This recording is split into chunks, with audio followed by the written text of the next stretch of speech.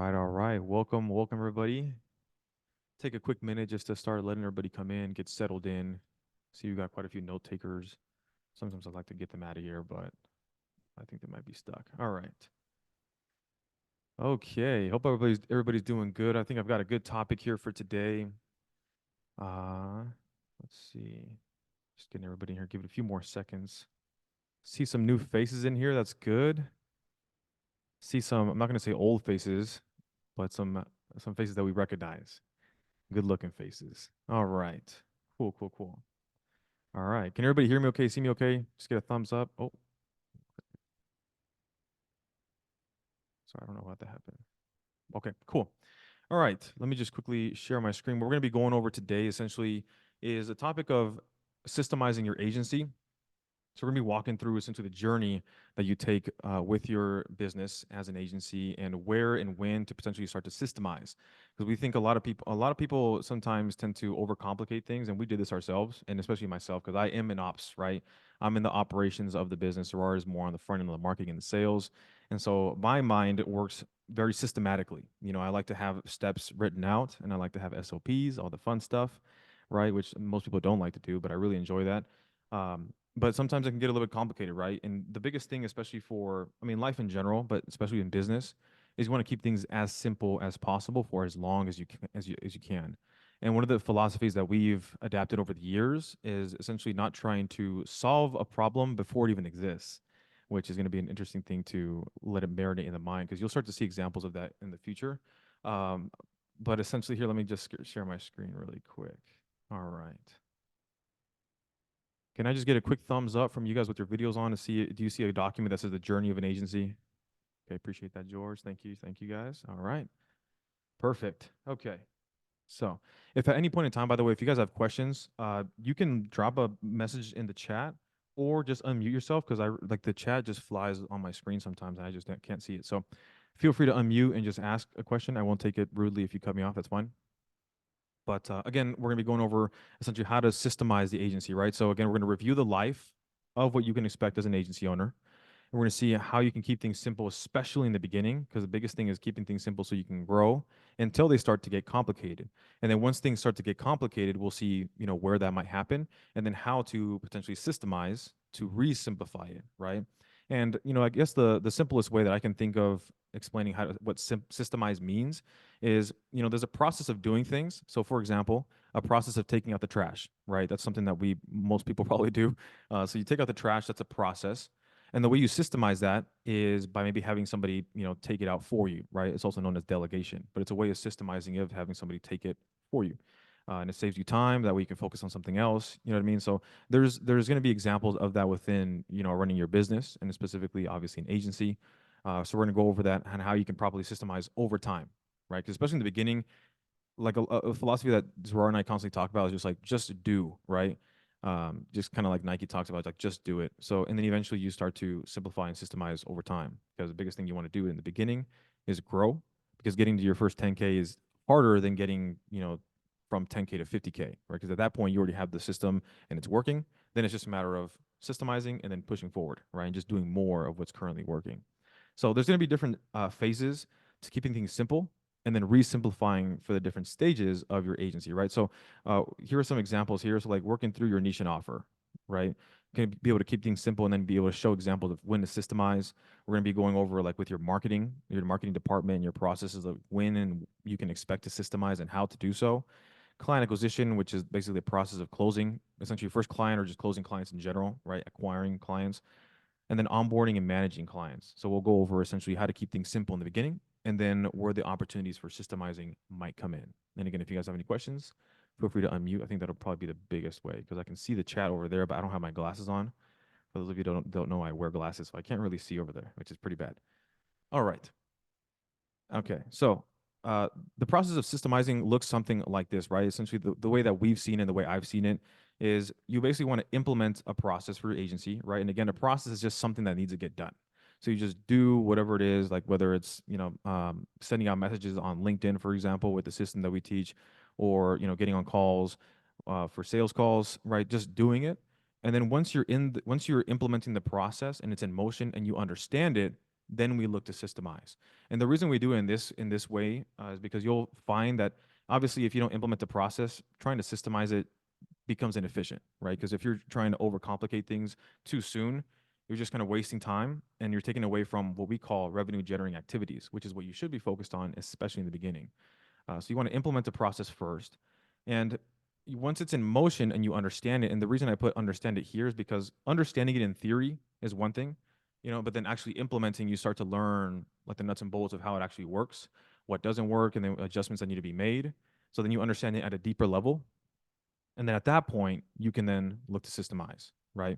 And systemizing can look different in a variety of different ways depending on what you're looking at. So, uh, really, again, systemizing, remember, it's always meant to make things more efficient, which is simpler or easier. And just because something is simple, it doesn't mean it's easy, right? So, one way to systemize certain things within your agency is automations. Another one are SOPs, right? SOPs are known as standard operating procedures. It's just basically taking a process and writing out the different steps, who needs to do what, right? And we have examples of SOPs if you guys ever want to see them. Actually, we have them in the curriculum as well. So automating things, creating SOPs, strong structured ways of how things need to get done, and then eventually hiring people, right? Delegating. And ideally, you want to go in this order because, again, you don't want to overcomplicate your life either. Because if when you hire somebody, that comes with a lot more work, right? You have to obviously finding the right person, onboarding them, training them, right, getting them up to speed, and then constant management. Like that's a lot of work that comes in. So if you can just automate something and that in itself systemizes and makes it simpler, perfect, right? That's the ideal scenario that you want. Or if you can just create an SOP around it, so that way it gives you better clarity and makes things simpler. So you just come in, check things off as you do something, and then finally hiring somebody. But by the time you get to this point, things should be a lot simpler because then they'll have automations that make their life easier and training becomes simpler. SOPs as well. If there's already standard procedures for how to do things, hiring somebody becomes simpler because then you just give it to them and they're like, okay, that makes sense. I understand. Maybe they ask some follow-up questions, but at least you're not training them from complete scratch, right? Does that make sense? So this is the way that we look at systemizing our agency. And again, this is going to apply for the variety of different stages and departments for your agency, which we'll talk about here in just a second. All right. Now, this is also kind of like a disclaimer I want to say because systemizing is great because it makes things efficient, makes things easier, right, and simpler for you. But we also want to keep in mind like when is the right time to systemize, right? Because we also want to keep and make sure that our business life is simple. Although again, systemizing is supposed to make it simple, we have to do it at the right time. Otherwise, we're working backwards. We're making things harder. I think a really good example of this is, for example, right, the way falling in love and starting a family works is you typically go through the process of doing so and then you optimize, right? So first thing you do is obviously you find a partner, going on dates, falling in love, maybe kids come, and then eventually as you go through, you're optimizing, right? So for example, like if we live in a one person apartment and then we get a partner, that one person apartment may not work. So then we get someplace bigger. Eventually kids will come and the apartment may not be big enough, so then we go get a house. Right. And then we start optimizing the home for the kids and for growing the family. However, if we did it the opposite, if I went and found a house for a family and then I started optimizing the house for the family, but I don't have a family yet, let alone a partner, you can see how that's kind of how that's kind of inefficient, right? You want to optimize as you go along the process. So very similar with your agency. You want to just do things, have it work, have it break, and then have it work, and then be able to systemize as you go along to then optimize, right? Hopefully that's making sense. And again, if anybody has questions, feel free to unmute and let me know. But so the way that some of the things that we find most people doing when they try to systemize and kind of contradicts and works against them is they try to solve problems that don't exist, right, or don't exist yet, for example, right? Systemizing too early can definitely complicate just the journey and the progression that you're on with your agency. So for example, one thing that we've had clients ask us for is or about is if they have a CRM, right? So CRM is obviously where you have all your different leads, and when you're taking calls you organize all your different notes. And so people start to talk about like, how do I create these different automations and how do I really emphasize like the CRM? And it's like, well, you don't really have like a consistent flow yet. So let's get that first. And then we go into optimizing the CRM, right? So very small things like this, although yes, setting up the CRM to be very optimized and like super cool, a bunch of different features is great. You don't want to do it too early because that problem doesn't exist yet, right? You can keep things simple for now. And again, focusing on revenue generating activities, which is the main core function of what you should be focusing on in the beginning when you're launching your agency. Okay. And again, that kind of goes into this point, which we've been talking about already, is focusing on non-revenue generating activities, which is taking away from the growth of the company. So again, when we talk about revenue generating activities, it is generating leads, turning those leads into book calls, and then turning those calls into paying clients, right? So those are revenue generating activities, and that can look in different ways. And that's really what you want to focus on. And whatever you're doing that is not doing that, you want to either push it to the side or see how you can minimize your time there, right? Or find somebody else to do so, which is why when it comes to fulfilling for clients, we mentioned to use contractors. Otherwise, you get stuck in the day to day of actually, building out the landing pages, running the ads, doing the SEO, and that takes away from actually being able to generate more clients, which is how you grow the business, right? Okay. Now, a lot of times people forget that this is a business, right? And so at the end of the day, there's going to be a lot of adjustments that get made, and those adjustments come from the marketplace, right? We have you spend a lot of time on figuring out who your ideal client is and your niche, and then designing in what we call an irresistible offer, because we want you to try to minimize the adjustments that need to be made in the future. However, it doesn't mean that you won't have to make adjustments, right? Just because you understand your niche very well and you think you've got a really great offer, a slam dunk, grand slam offer, and then you take it out to the marketplace and leads are just not really receptive to it, it just happens. You just have to make some adjustments. So being able to keep that in mind, right? That we have to make adjustments because it is a business. And then, obviously optimizing when there's a lack of growth. This kind of goes on to what I've been talking about here in the past few minutes. It's just complicating your agency life, right? So again, instead of focusing on growth and trying to do more of what's working, we try to optimize, and that takes away from time from revenue generating activities. Okay. Does that make sense? Any questions on what we've been talking about? I think I'm about to go into the different departments now specifically. No, I think we're good. All right. Perfect. So now that we understand essentially systemizing, some things to look for, disclaimer essentially, we want to go into marketing first.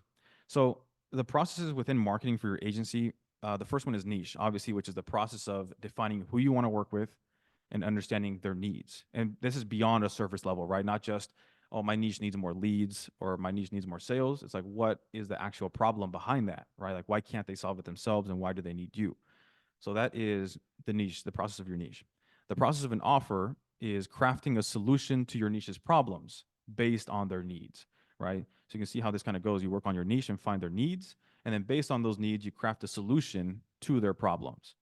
And an example of systemizing this in the future, right? Because again, I just want to be able to provide this clarity with examples of what this might look like in the future, because I think most people don't need this right now. But creating a niche and offer playbook, and a playbook is essentially could be a document, it could be a video as well, that documents and breaks down both your niche and your offer. And where this becomes really important is for team building, right? Providing that clarity for marketing in the future as well. But again, when you think about team building, it's in the future. But this is an example of how you can potentially systemize your niche and offer, right? The process of coming up with that for your agency. Now, it's a little bit more specific in the now is a lead generation, right? This is the process of obviously sharing your offer with your niche to get leads and schedule calls through marketing, right? And we have two main systems of lead generation that we teach here, which is LinkedIn and Facebook. And of course, there's various others that could work, like email, cold outreach, whatever it may be, cold calling. Those work, but we try to focus on LinkedIn and Facebook because they're both targeted outreach. So LinkedIn obviously is the platform known for like having business owners and decision makers, right? You may not always get to the CEO, but you can get at least to maybe a CMO or somebody who's a decision maker within a company that you're like looking to work with, and then you can then get your message in front of them. Now, some examples of how you can systemize LinkedIn, which actually with us, like if you use Ulink, the targeting becomes automated, right? You don't have to like search out one by one for the people that you want to reach out to. You can get searches that come up, and then you can target those people with your messaging. Same thing with the campaigns, right? You don't have to send one message at a time. You can send multiple out and automate that. All right, and then obviously with your messages, sorry, we've got like 5 people joining at the same time. Here we go. All right. Now the process along the lines, when we think about systemizing, we want to make sure that we have the process and we understand it, and then we implement it so it starts working. And then once it's in the process and the wheels are turning, we then document it, right? In the form of SOPs. So setting out essentially what needs to get done when to make things easier for us. And then eventually that makes it easier when you look to delegate, right? Which is hiring a setter. Does that make sense? So obviously a setter would come in and be able to implement the LinkedIn process for you. Any questions around LinkedIn, systemizing, keeping it simple for now? We're good? Give me just 1 second. Let me check the chat as well. Gotcha. All right, Chris is in there too. Perfect. All right. Now, lead generation with Facebook, right? So Facebook, of course, as we know, is a targeted outreach on a platform where you can hyper target your ideal client, which again, another big reason why we have you spend a lot of time on understanding and figure out who your niche is, because then that translates into how you utilize Facebook to target them specifically based on interest, behaviors, geographical location, right? There's a variety of different ways that you can do that on Facebook. Now, Facebook in itself already provides different ways, much like LinkedIn, to automate and systemize, right? Because the targeting is automated. Obviously, again, you don't have to handpick every single person you want to reach out to. You would target them using Facebook's platform. And then as well as your ads running, right? You don't have to actively run your ads yourself because you set them up, you launch them, and then they're going. Obviously, there's optimizing, there's management of it. But what I'm saying is you don't have to, like LinkedIn, you don't have to send every single message out. For Facebook, you don't have to like manually show your ad to every single person you want to. It is automated in that sense, right?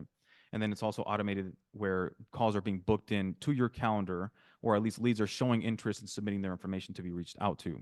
Okay. Now, more ways that you can look to systemize it is when you can start looking at creating email sequences, right? Obviously, for people, and we have templates of these in the curriculum as well, for when someone becomes a lead but they didn't schedule a call. You can have email sequences that go out and you provide your offer and try to get them to schedule a call, because obviously that's more intentional. Or if you have somebody who, scheduled a call but didn't show up to it, you can have email sequences to try to get them back, right? These are different ways to systemize the process and optimize it to get people to come back and convert, right? Revenue generating activities here with marketing specifically, right? And eventually, you can get to a point where you can document the process in the form of, like I said, SOPs. And this makes it a lot easier for you to understand essentially what needs to get done when, makes things simpler, provides that clarity. And then eventually, when you go to hire and delegate, essentially a setter, you can provide them the SOPs as well, right? And the setter, very similar to LinkedIn, would then be able to reach out to people who didn't book a call, right? Like became a lead but didn't book a call, or if they did book a call but they didn't show up, they can also reach out to them, try to get them to book in again, right? A bunch of different holes in the bucket that you can essentially fill with a setter when it comes to Facebook, right? Any questions about Facebook, the use of it, and properly systemizing it over time? Good. All right. Perfect. Now, the next department we can talk about here is sales, right? So sales has a lot of different moving pieces, right? But essentially, we want to kind of group it together into two. We have setting and we have closing, right? Setting is obviously the process of turning people who are interested into leads, and then turning those leads into ideally booked calls, because then the booked calls are then taken by the closer or the salesperson who's taking those calls, right? Now, setting, obviously, you have very simple processes. You're just sending messages, and you can also make outreach calls, right? You can make cold calls. Again, it's not necessarily cold because somebody submitted their information as a lead and they said they're essentially interested. You would just call them and say, hey, saw you submitted your information about our offer, which is X. Do you have any questions? And essentially trying to get them booked in. Okay. And obviously we have, better scripts and structures for that inside of curriculum in module 3. But essentially, again, setting is sending out messages, making out outreach calls, and then eventually systemizing it through the use of a CRM, for example, which is a client relationship management system. There's different ones like Go High Level, one of the most popular ones. You have HubSpot, you have a bunch of different ones, but essentially the CRM. But again, like the example that I give in the beginning of this call was people want to, they see all the different options and the possibilities that they can do inside of a CRM. But again, it's just a matter of keeping it simple, especially in the beginning.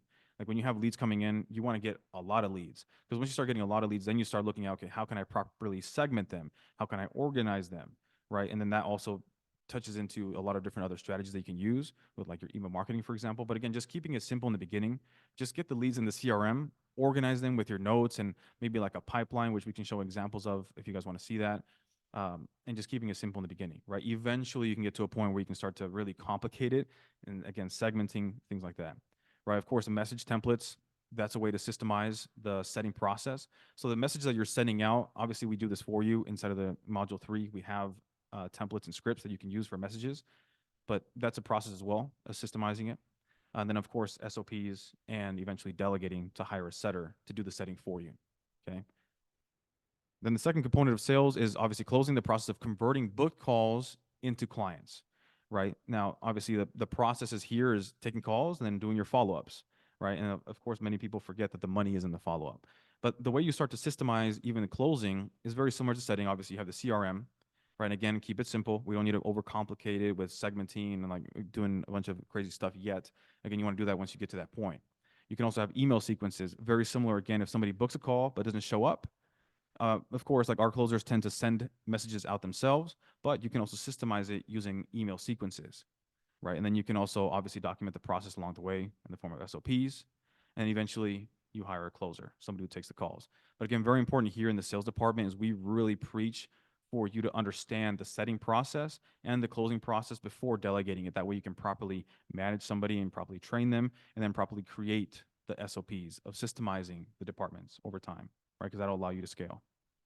All right. Any questions? Let me just take a quick sip. Yeah, and just like Zarar said, Zarar's in here. Yeah, Everybody. one thing. Oh, Yeah, go ahead. guys, one thing I just want to hit on what Christian just said. Most of the times, even us, we put more emphasis on closing than the setting. But the thing is, your setters are like your frontline soldiers, right? So the way someone comes in, the context someone has is way more important than when you get them on the call with the closer, right? If someone doesn't even know about your company, or if someone is maybe not the best fit for your closer, it's very hard to close that deal, right? We can only close deals that are closable, and the person who actually determines what a closable lead is versus not is the setter. So paying a lot of attention, if you're doing the setting yourself, just being very hyper aware of the context you send someone in, and how you treat the leads on the front lines is everything, right? Like what's happening on the front lines is the quality of is the quality of how your business is going to be. So if you're doing it yourself, just be aware of that. And if you have a setter, just make sure you're doing call reviews, you're looking at the journey, and you're looking at some of the messages and how people are being treated on the front lines, rather than putting so much focus in on the closing side of things, right? So just wanted to throw that out there. Exactly. And we have a concept of not trying to make multiple sales in one in a call, right? Can you mind explaining that for clients real quick, Zarar? Not making multiple sales in one call? Yeah, so that starts off with the setting as well, right? So the setter's job, and again, if you're doing both roles, completely fine. You can just make sure that the philosophy that you have when you go into the setting side of things is like, look, I just want to make sure this prospect or this person is bought into the vehicle that I'm offering. It's not even about you. It's about the vehicle, right? So, for example, for digital marketing agencies, it's like, does this person actually believe that online marketing is going to work or not for the, for his business? Because there's no point of getting that person on a call and then trying to collect payment. You will never be able to do that. If someone's not bought into the process or bought into the system that you have, they will never purchase from you, right? So the number one sale we have to first make is to tell them that digital marketing is the quickest, fastest, most efficient way for them to make money online, or for their business to make the money that they want. Is digital marketing is the bridge that is going to solve the problem essentially that they have, right? So that's what the setting is for. And you can also automate some of your setting, right? It doesn't have to be you just on the calls. It could also be like one of the things that we teach here is like having some sort of a pre-call video, right? So before someone hops on a call, sending them through just one video that sells them on the vehicle of like, this is, for example, restaurants, right? Restaurant digital marketing is the best way for you to get leads, for you to get customers through the door, right? Just selling them on that, just sprinkle in a little bit about yourself, right? You don't want to make it too much about yourself, because that's what the closing call is. The closing call, ideally, is supposed to be like you taking orders, just meaning like, all right, cool, you saw the pre-call, everything's good, and ideally you just want to collect credit card. That's not going to happen every time, or you'll still have to sell them on who you are. But for the most part, it's the context of how someone comes in before they hop on a call with the closer or with yourself. So that's pretty much, yeah. That's hope that answers the question. Yeah, no, good stuff. Good stuff. Does anybody have any questions about that? Or anything that we talked about here with the sales department specifically? Again, what we're talking about is we're reviewing the processes within these different departments of your agency, how to keep things simple, and then when you can and how you can possibly look at systemizing over time. But again, the important thing here is over time, because you don't want to overcomplicate things if you don't need to. Again, you don't have to solve a problem that doesn't even exist yet. It's one thing that we had to learn over time as well, like I mentioned. But any questions here on the sales department before we move forward? Good. All right. And one thing I'll remind people is, even if you have a question, you think it's just you, I assure you there's probably somebody else who has it. They're just not asking it. So if you've got a question, please do not hold back from asking it.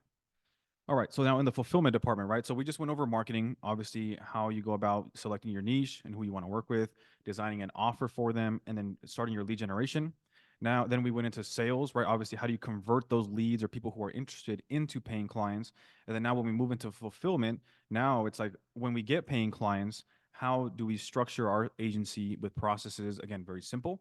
And then some examples of how to potentially systemize it in the future, right? So so fulfillment kind of breaks up into two pieces, and you can always break it up into many more. But at a high level, you have onboarding and then you have ongoing fulfillment, right? So onboarding obviously is the process of when you first bring on the client, setting expectations, and then beginning the fulfillment of the services that you agreed upon, whatever it may be, whether it be paid ads, SEO, development of websites, whatever it may be. Okay.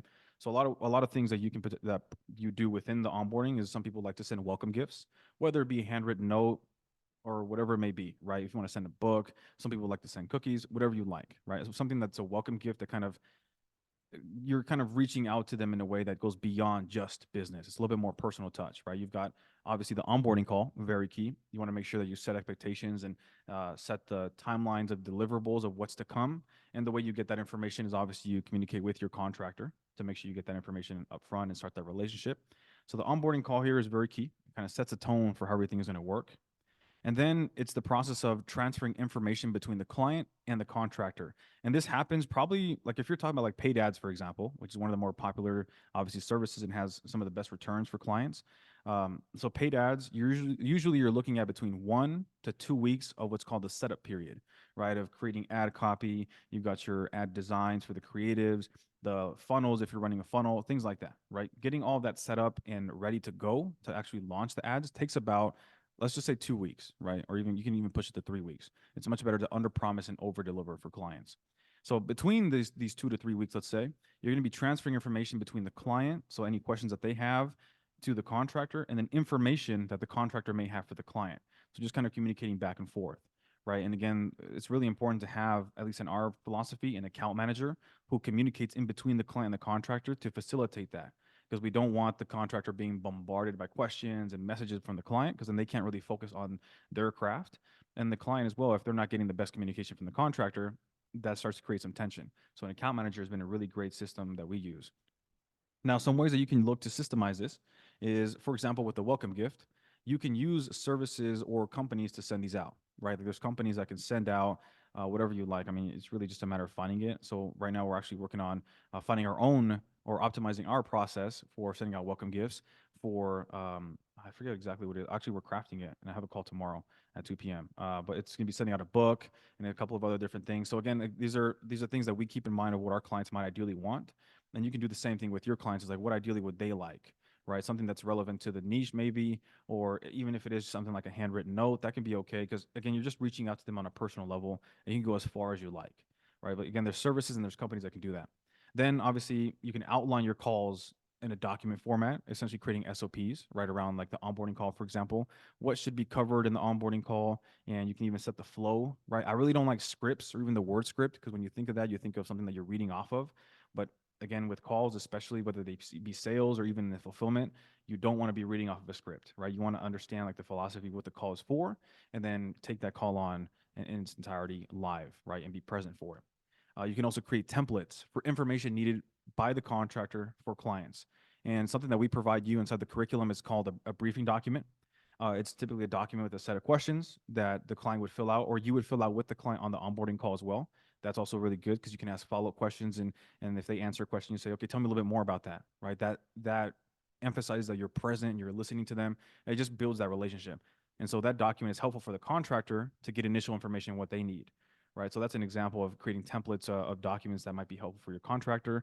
And then vice versa is creating like frequently asked questions or videos or some sort of documentation that provide expectations for your clients, right? For that either you or your contractor typically will communicate to them, right? And obviously you'll start to create these a little bit easier. It'll be a little bit simpler once you've already landed like 2 or 3 clients. But in the beginning, especially, I think we have, some things that we can provide to you as well in the curriculum, where again, it sets expectations with clients for things that you or your contractor would ideally want them to know when they were bringing them on board. Okay. So this is what the onboarding looks like. Then you have fulfillment, and the fulfillment is the process of providing the services to clients ongoing, right? Again, onboarding is where you set the expectations initially and you get things going. And then eventually fulfillment is the ongoing of providing the services, right? So what's really important here, and some of the things that you'll be doing within your processes, is constant communication, right? Very similar to the onboarding that never stops. over communicating is important. I'd much rather have somebody tell me to back off and like stop talking so much versus tell me that I'm not talking enough or I'm not speaking or providing enough information, right? I'd rather over provide information and have them tell me to slow down or like back off. Expectation setting is still very important too. Even though you do set the expectations in the beginning with the onboarding, you still want to do so when you're managing the client. Like, okay, we're running the ads. Here's what you can expect this week. Here's some changes that we made. Here's, for next week what we're planning, right? And just kind of breaking things down. And again, the way, even if you don't know how to read ads or how to be able to provide that information yourself, that's where the contractor comes in, right? Having a really great relationship with your contractor and having those conversations ongoing with them. And I've told this, and some of you who have been here for a while or a little bit longer have heard me say that I would annoy our contractors when we first started, especially for the first two clients that we had, because I constantly had questions. Every single day, I was like, let's hop on a call, let's talk about this strategy.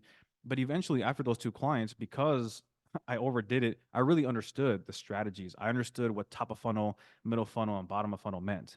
Even though I'm not a media buyer, I understood what that was and I can communicate it to a client how that fits into their strategies, right? So that's where the expectation setting and constant communication come in between you and your contractor, which then plays out with your client as well.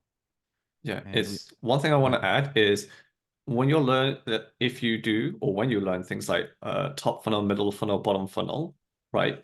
Not every business owner you speak to is going to understand those terms, right? But when you're learning this stuff, what it allows you to do is simplify the knowledge you've collected to your client that makes sense. Because I'm sure you've all heard, like, let me know if you guys have heard this. If you can explain someone else's problem better than they can, right?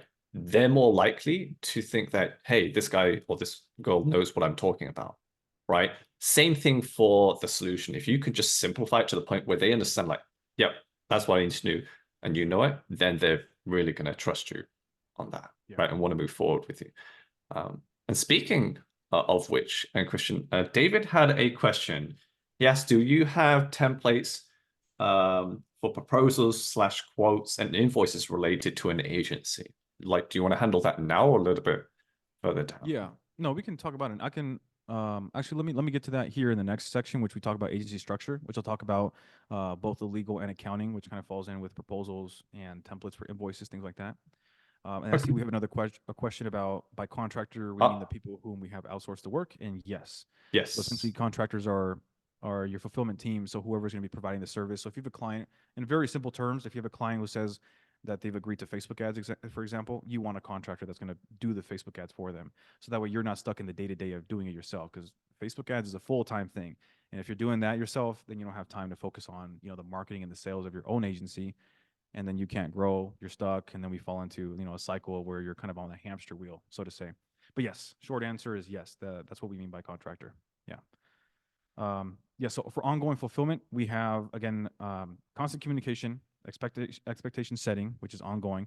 And then, of course, meetings are very important, which we just talked about, like just constant communication with your contractor, which then falls back over to your client. Whatever you get from your contractor, you want to communicate that over to your client in a sort of breakdown way. Because one thing that I've noticed that contractors do is they're very good at their craft, right? So they're very knowledgeable in, whatever services that they're providing, but they're not the best at communicating that over in a way that makes sense to a client who may not be a specialist, right? So for example, with me, I was able to understand what, top, middle, and bottom of funnel was, and then break it down in a way that made sense for the client. Because the way contractors explain is very technical and it's like very detail oriented, but you just want to break it down to where they get the general concept and understanding of it. So you'll have to keep that in mind as well. But again, meetings, constant communication, and expectation setting, very important. Now, the way you start looking at systemizing this over time is, for example, outlining your calls on document, right? So everything that we've done as an agency, we always documented it, whether it was calls, like if there's certain calls that you might have, for example, after the first week of running ads, you might want to have a call that specifically goes over, that initial data, right? Or the first month, like what does that initial data look like? You can give it a name. You can give like certain topics that should be discussed, so you can properly give that information over to the client, so they have a good understanding of what the first month looks like. That's an example of outlining calls, and you can start to systemize the processes within fulfillment for your clients, right? You can also create templates for information that's needed, again, by the contractor from clients, and then also create SOPs of what calls have to, like I said, what calls have to be had when and with who, right? Does the contractor need to be on this call, or can it just be myself and the client? And again, within our first 2 clients, like the contractor was on every call with me because I really wasn't sure about like the technical side of things. But then eventually after, the second client, I started to just have the calls by myself. And then I'd only bring the contractor in if I really needed them, right? So you can start to get to that point. Again, it's a process and it's a journey in itself for fulfillment. All right. So beside David's question, which I'll answer in just a second, does anybody else have any questions about fulfillment and the processes and systemizing it over time? Good. All right. Cool. All right. So the last department that we'll talk about here, well, it's the last phase of your agency is basically the structure of it, right? And the structure of your agency really falls down into 2 components and pieces, at least the way that we've thought about it here in the beginning, especially, is number 1, accounting, and number 2 is legal, right? So number 1, accounting obviously is the process of receiving payments, making payments for your expenses, for example, and then tracking all of it, right? So obviously tracking payments, tracking revenue and expenses, and then systemizing that. So the way you can potentially systemize it, because at first, the way I did it, and I give an example of it, was using a spreadsheet. And the spreadsheet works. And that spreadsheet actually we used until we got to about 100 or 150,000 per month. And then eventually we got into QuickBooks, which we probably should have done sooner. But that just goes to show as a case study that that spreadsheet and that system for accounting that we used to use, and we actually still use a portion of it, can work up to that point, right? But at least you can keep it simple and use something like that for tracking. But eventually you can start to use softwares like, for example, QuickBooks. And I know there's many others out there, but we just really enjoy and like QuickBooks. And then you can eventually obviously delegate to hire an accountant or a firm. Now, this is something that you eventually want to do, and it really varies on like when, right? Because that's a question that we get often is like, when should I look to hire an accountant or an accounting company or firm? Because there's a lot of companies out there that offer those types of services. They aren't just like a full-time accountant, so to say. So the timing of that it really varies on your agency and how you feel, right? We went with the accountant that we work with now because she made a really good point on our sales call. She was a referral, so obviously that plays a role into it. But what she had told me on our call was that she wants to protect our energy, right, as the owners. And I think that's very important for you guys to consider when you're growing your business, is you want to protect your energy. If you feel bogged down and you're just like anxious and stressed about the accounting, I would start to look at delegating that with someone else, or at least the software, and eventually getting someone else to take care of it, right? Because it really can, especially if you don't like it or you don't come from this type of background or you just don't, it's not really your thing, so to say. And I think for those of you that it's not your thing, you'll know what I mean. You'll want to delegate that a lot sooner than probably someone like myself, because I'm okay with it. Like I didn't really struggle too much with the accounting. So I was able to handle it, like I said, a little bit longer than I probably should have. But so you've got accounting, and that's what that looks like. Then you've got legal, which is again the process of basically having your agreement signed and stored, or having your agreement sent, signed and stored, right? And your agreements will vary between basic client services agreements. And again, you'll hear us say the word agreement versus contract just because it just sits better on the ears, especially with clients. So client services agreements obviously is the one between your agency and your client. So you want to make sure it's sent out, it's signed, and it's stored. And then you have your contractor agreements, whether it be your setter or your closer or the contractor that you use for fulfillment of the services. Same thing. You want them sent, signed, and then stored. And typically you can use a software, and this is something you can probably do here now, obviously in the beginning, is using a software, for example, like DocuSign is the one that we use. I know they have they have like X amount, I think it's like 15 per month until it's free. HelloSign, which I think they just rebranded, but if you just look up HelloSign, it should come up on Google. They also have, I believe it's like 15 or 20 per month for free, and then obviously you can upgrade. But those are really good options there to keep costs low, and then also still have this, completed. Eventually, you can look at delegating, like hiring a representative in some way, shape, or form, whether it be an attorney or somebody to handle your legal. Honestly, you really don't need to, like especially when you have a software, like for sending out agreements, getting them signed and storing it because the software does it itself. But eventually, if you do want, someone who like structures your agency and does all that on the legal side, then yes, definitely should look for somebody who's a professional. And especially here, obviously you'll hear me or you'll ask me questions that has to rely something on legal. I don't provide legal advice because I'm not a professional. So you'll always hear us say that. We'll give you recommendations or based on our experience, but always go for legal advice. So David, I know you had that question about templates for proposals, quotes, and invoices related to an agency. So our philosophy is to not send out proposals, right, or quotes, which I think might go hand in hand. And the reason we do that is because a lot of people and a lot of companies get lost in that proposal. And what that typically does is brings up a lot more questions or sometimes doesn't provide the clarity. So we specifically, on our second call, because we teach a 2-call close, right? So on the second call, if somebody asks for a proposal, typically it means that it's a smoke screen, number one, right? That they have an objection, but they're just not saying it.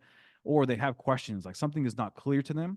And that's why they're asking for the proposal, because they're hoping they find the answer in there. So, we will mention something along the lines of like, we typically don't send proposals because it means one of two things. And I'll just repeat what I said. And so if it's like, is there something that's not that's unclear, or is there a question that you have that you'd like me to clarify for you? And we typically work on that there on the call, because that's usually what that means. However, for larger companies, right? Because we have worked with like Porsche, and then there was a company, Makeup Eraser, who was a large e-com brand. They sometimes will require a proposal just because they're a larger company, right? And that's okay. So we don't have any templates for proposals, but you have softwares like Proposify who have templates. And let me just quickly type that down just in case you guys want to take a look at that. But again, like we really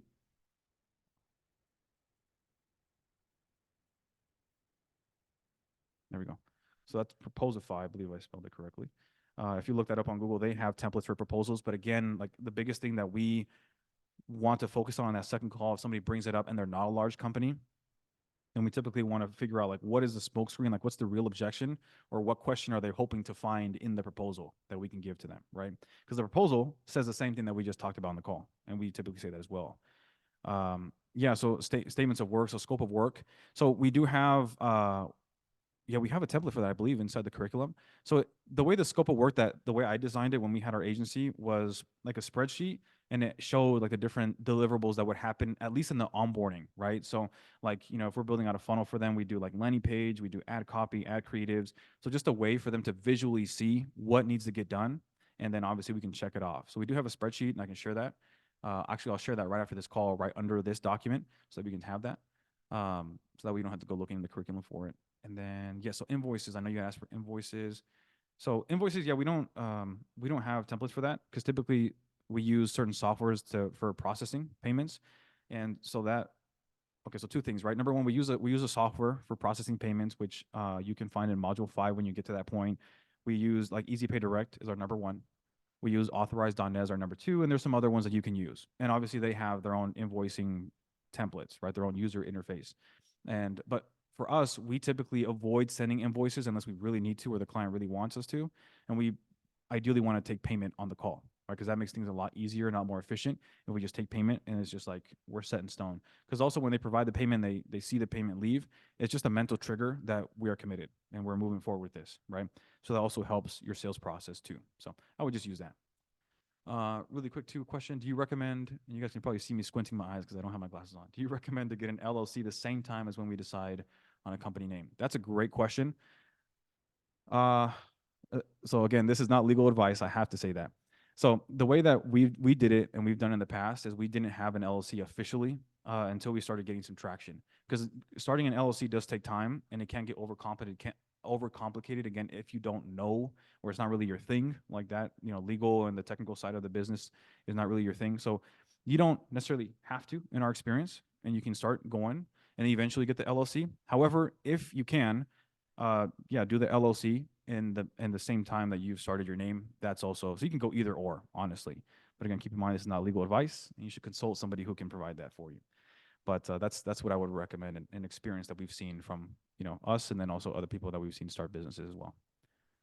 All right. That's a good question. Yeah, so David, you asked, when they take payment on the call for a multi-month contract, do they pay up front for the term? So that's really up to you. So you can have what's called pay in fulls, PIFs, right? PIF. So when you have somebody pay in full, you could pay for the full 3 months in full. You'll have companies and clients who want to do that, especially at the end of the year. If you're working with a decently sized company, sometimes they want to for the write-off.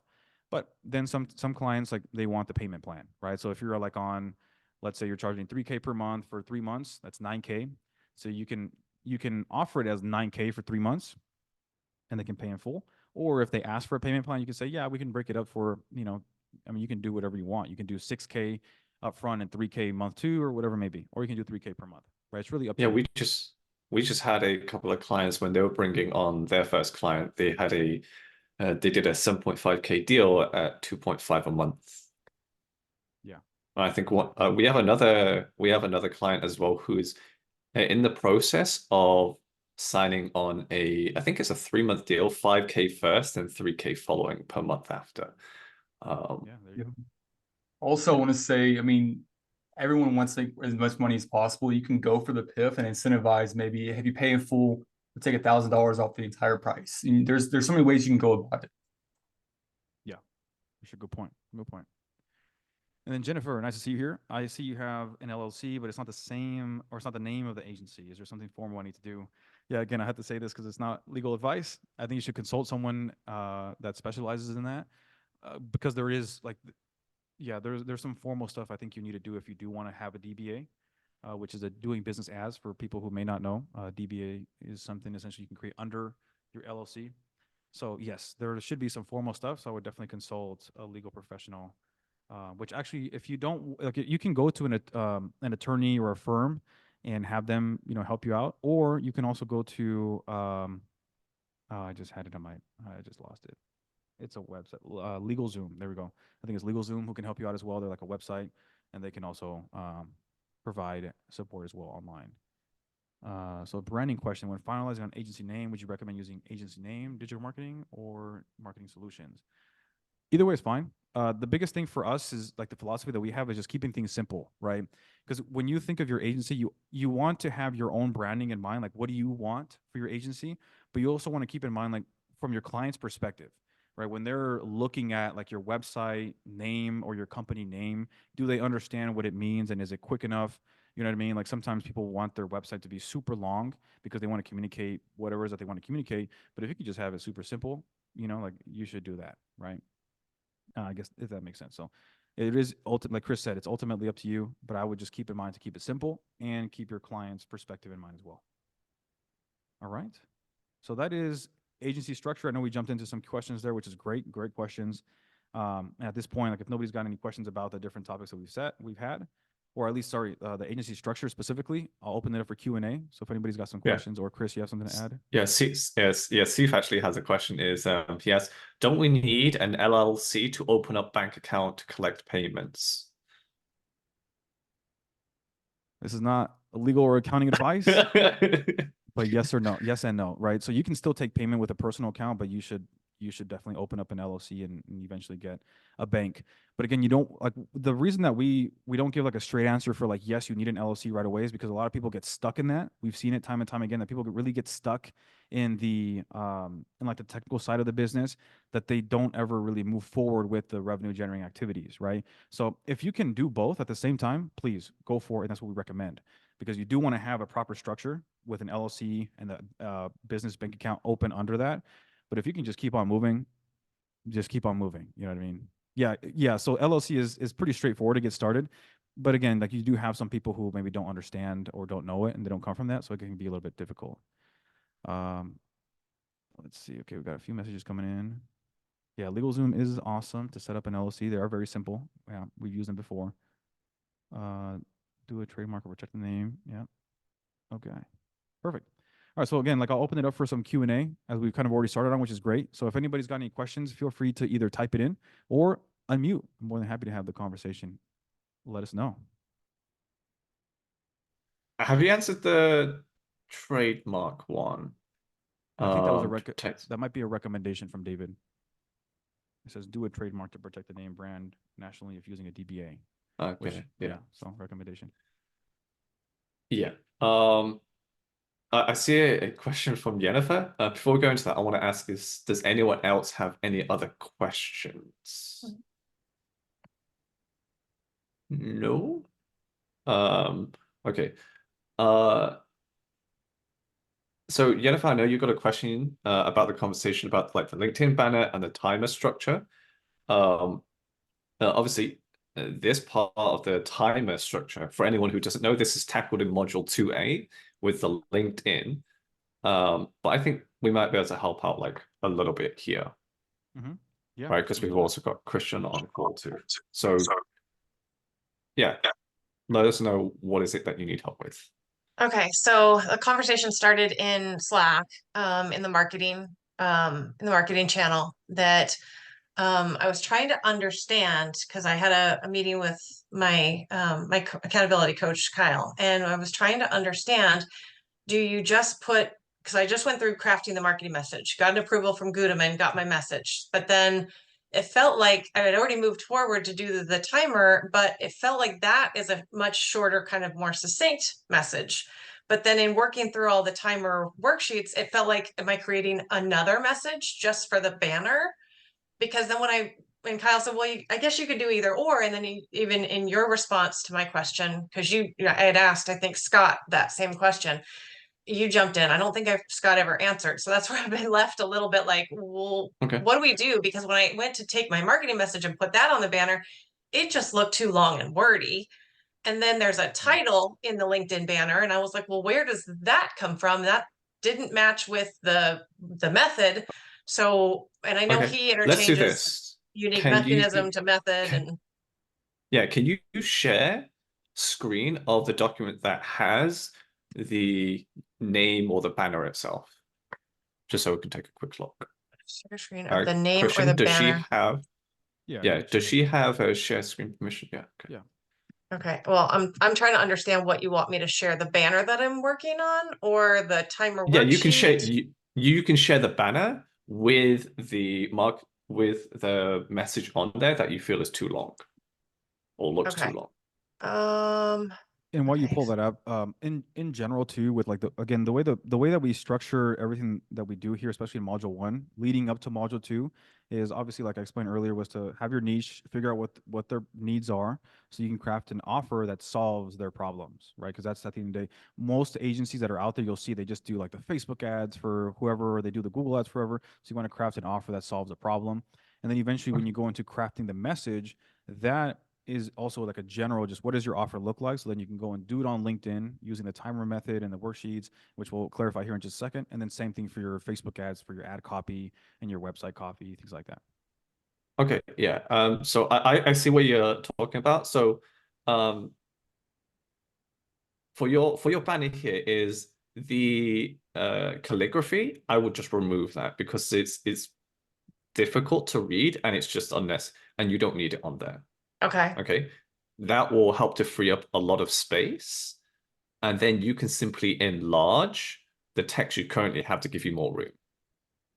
Okay. Okay. And in the message for your LinkedIn banner, you don't need to include the unique mechanism in it, right? Because when people are looking at your banner in the LinkedIn, they are more focused on what is it that you're offering rather than how you're doing it. Right, because that's what's going to stop them from like scrolling or get them just interested to read the rest. So you could just simply remove, like the one you're on, you could just remove using my effortless edge system. Okay. Right, so if you just remove that part, yeah, and you can just end that without being overwhelmed. Right, that should shorten it up, and you just blow that up. Yeah. Did something. Yeah. Trying to So separate the yeah, words. I'd also just remove the high tower edge marketing icon in the bottom right because that's not needed. Okay. Funny, that's what my coach recommended I put on. Yeah, there- I mean, so for there's so many now, different ways that you can go about it. Yeah, it's Yeah, like, you there's can not have one way to- logos. You don't have Yeah. to. It's But this is where I'm getting contradictions. So I'm getting confused and Well, spun there's- into a Yeah, circle, and I feel like I'm getting stuck. everyone's got slight differences, but we want to make space here for the text to kind of stand out here. So you could make that like twice as large, but also keep in mind that your profile picture is going to end up in the bottom left corner. Right. Okay. But yeah, if you've got space, yeah, you could put in your logo in the bottom right, and that's for like the middle, in terms of height on the far right. But generally, if you're going to put in a logo, just make sure it is very visible. And when you're sharing a logo on there, I would try to go for more of a graphic than a wordy logo. That would help to prevent the whole banner looking too wordy. Okay. Does that make sense? Yeah, one thing I'll just add here, and I see this all the time, and we also struggle with this when we first started. The logo, the branding, the colors, the font styles, that's for us as owners. People, your clients, they really don't care. Now, once you get to a pretty high level, then yeah, branding does kind of matter. But in the beginning, when you're at anything less than 100 grand, I'll tell you this. One of my neighbors, he lives downstairs. His name's Paul Gordon. You guys may know him. He does about $4 million a month in cash. So when he made his website when he started making like 800 grand a month. He didn't even have a website, right? So I'm not saying shouldn't have a website, but I'm just like, we put in the beginning when we first try to launch our business, we put so much emphasis on the logos and the branding and all that. That's more for just for us, right? So what really truly matters, the biggest piece, the 10% that's going to move the 90% is the words that you use, right? So you can go in with this angle. There's a couple different angles that you can go with, but at the end of the day, that's the most important piece. So logo, that's pretty much it. That's pretty much for owners, for ourselves. We want to have our brand look good, but people really don't care too much.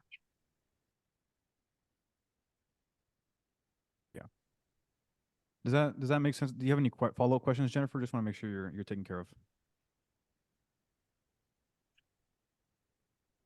Yeah, I still don't feel very grounded in it, but I'm frustrated. So Gotcha. Okay. We can potentially schedule some one-on-one time to get that clarity in. But yeah, I mean, it's really just about like the messaging and being able to provide like the offer. That's what people will look at. And then, everything else on top of that, is just additional. But like I said, we can schedule some one-on-one just to get that clarity for you. okay, thank you. All right. Does anybody else have any calls before we hop off? I know we've got a couple minutes here.